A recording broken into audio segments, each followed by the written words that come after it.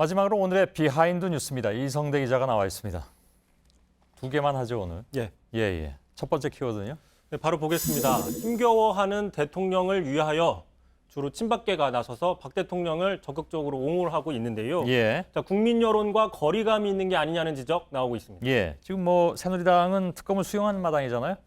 근데 인정할 수 없다라는 것으로 해석을 해야 되는 건지 구체적으로 어떻게 옹호를 한 겁니까? 네, 대표적으로요. 친박계의 김명현 의원 저하고 좀 통화를 해봤는데 이렇게 얘기를 하더라고요.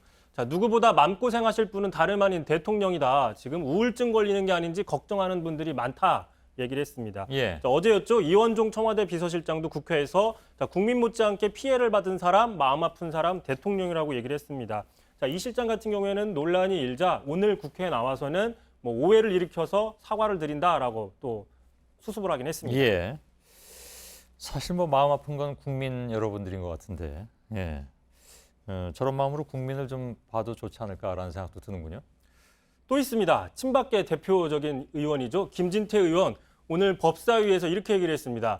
자, 박 대통령이 지인, 여기서 지인은 최 씨입니다. 지인에게 물어본 게 나쁘냐? 문재인 전 대표가 주적, 여기서 주적은 북한이고요. 주적에게 물어본 게 나쁘냐라고 밝혔는데요. 자, 최 씨 사건보다는 북한 인권 결의안 기권 논란이 더 중요하다는 주장. 그래서 당내에서도 물타기 아니냐는 지적 나왔습니다. 예. 하여간 인터넷에서도 굉장히 시끄러웠던 것으로 알고 있는데 반응들이 어떻게 나왔습니까? 그러니까 이제 대통령이 묵인 아래에서 민간인이 청와대 문서들을 많이 받아보고 또 첨언까지 하는 거는 국정농단에 가까운 건데 송민순 회고록은 지금까지는 사실관계가 엇갈리는 정치 논란 수준이라는 거죠. 자, 무엇보다도 공무원인 비서실장하고 민간인인 강남 아줌마하고 동일선상에서 비교하는 거는 무리가 있다라는 지적을 있고요. 자, 같은 당내 하태경 의원 같은 경우에도 둘을 엮는 거는 보수의 자폭이다라고 비판을 했습니다. 예.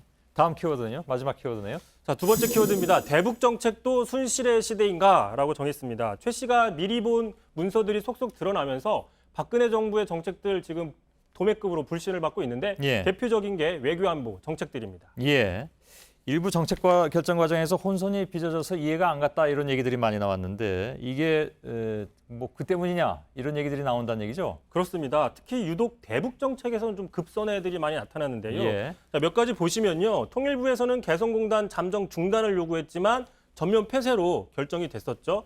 또 육자회담을 계속 재개해야 된다고 밝혀왔었는데 올해 1월 갑자기 북한을 제외한 오자회담을 해야 된다라고 밝혔습니다. 예. 이 사실은 중국과 이게 조율이 없이 발표한 걸로 알려져서 중국이 바로 그날 당일 육자회담을 재개해야 된다라고 말해서 우리 정부가 좀 머쓱해지기도 했었습니다. 예. 자, 또 통일대박론, 최근에는 북한의 붕괴론이나 탈북권으로 강경하게 발언이 바뀌었습니다. 예.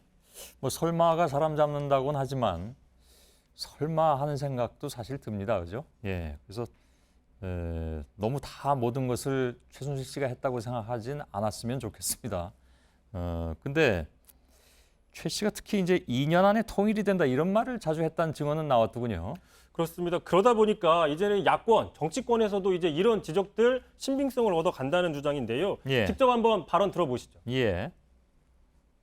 만약 2년 안에 통일된다, 북한 망한다는 최순실 씨의 예언 때문에 지금의 대북 강경 정책이 펼쳐졌다면, 이건 정말 이건 믿을 수 없는 이야기입니다. 예. 여기까지입니까? 그렇습니다. 예. 비하인드 뉴스였습니다. 이성대 기자 수고했습니다.